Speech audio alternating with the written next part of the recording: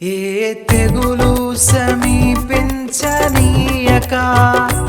ఏ కీడైనా దరి చేరనీయక, ఆపదలన్నీ తొలగే వరకు, ఆత్మలో నెమ్మది కలిగే వరకు, నా భారము మోసి బాసటగా నిలచి ఆదరించితివి.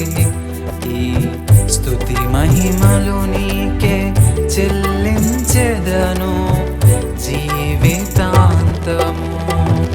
ఘనమైనవి నీ కార్యములు నా ఎడల, స్థిరమైనవి నీ ఆలోచనలు నా యేసయ్యా. కృపలను పొందుచు కృతజ్ఞత కలిగి స్తుతులర్పించెదను అన్ని వేళలా.